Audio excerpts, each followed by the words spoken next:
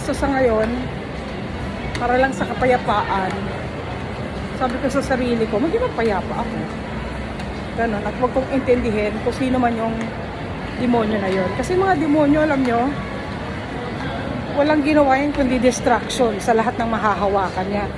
Kunyari, shota mo yan. Men of distraction yan, no?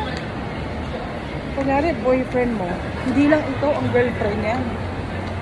Kaya friend mo yan. Marami pang ibang friend yan kasi yung mga magagamit niya, maglilibre sa kanya, makakasama niya panlalalaki. Iba yung mga friends niya sa pangmabuti, iba rin yung friends niya sa pangmasama. Yan. So everything na hinahawakan niya, nagiging distraction. Yan ang mga evil people. Yes, ma'am. Sorry, please po. What they do for every day is steal, kill, destroy, alliance, sex. So, maging matalino tayo, friends. Yun. So, di naman natin sinasabi na sobrang buti natin, but we make sure that we follow Jesus every day in our lives. Yan. Kasi kung alam nyo kung masamang tao ako, hindi ko dapat napatapos yung mga anak ko.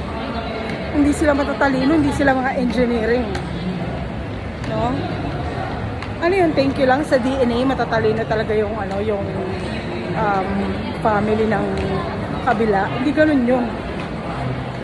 Kung masama akong tao, nahiwalay ako, dapat nagpakabit-kabit na ako, iniwanan ko yung mga anak ko saan, pero hindi ang come out nito napakaganda eh. Anak ng jeepney driver, anak ng labandera, ako po yan. Pero nanay po ng mga engineer in the future. Meron na po akong isang napag-graduate. Yan. Kaya doon sa mga kalaban, sa mga enemies, sa mga inis na inis at mga kulang sa pansin, nanay po ako ng engineer, nagpatapos ako ng engineer. Kaya kung makapagkapiman ako sa labas, hindi na po imposible sa buhay ko yan ngayon. Pero hindi po ako mayaman kasi alam ko na anak ako ng labandera at anak ako ng jeepney driver at alam ko rin nakapatapos ako ng engineer.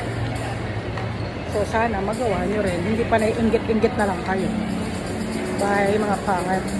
Tsaka, I sing my heart out every time na masama yung pakiramdam or masama yung mga nangyayari sa akin. I sing my heart out. Ganon. And yun na, nabuo yung wishing, yung spill, yung star maker. And there I showcase my voice.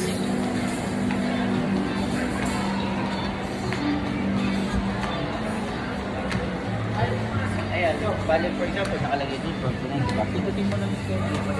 Wala akong balak yung sumikat eh. Ang balak ko lang ay i-showcase yung aking talent sa aking boses na alam kong hindi rin ako maipagmamalaki kasi falling note eh. Pero nakakagamot yung boses ko ng mga heartbroken, yan, ano pa ba, mga sawi, heartbroken na sawi pa, yung mga solo parent na nag-iisa, na alam ko kapag nalulungkot sila, nasan sila, nasa mga wheezing up. And I want to heal them. I want to partake to them yung healing sensation ng music. Yan. So, yun lang. Babay na sa inyo. Huwag niyo akong tignan sa sobrang buti. Wala talaga kasing taong sobrang mabuti. Ang nakakatakot niyan, yung pag nakikita mo, sobrang mabuti, pero nakakagawa ng mga mali-mali sa secret, diba? And ako, inalis ko yung sarili ko sa immorality talaga. Dahil talaga sa immorality, wala ka sa Diyos, diba? Yan. So, yung ganda ko noon, kung alam niyo yung itsura ko noon, no? Very lustful. Kasi kinailangan ko maging maganda para magsustusan ko pangangailangan ng children. Yan. So, wala naman tao na hindi makasalanan, I think. Lahat naman makasalanan. Sige nga, pulot ko nga ng bato. Ibato mo nga. Baka ibato mo sa sarili mo, bato mo. Diba? Basta sa akin, okay ang pakiramdam. Wala akong sakit. Happy ako. Bye na.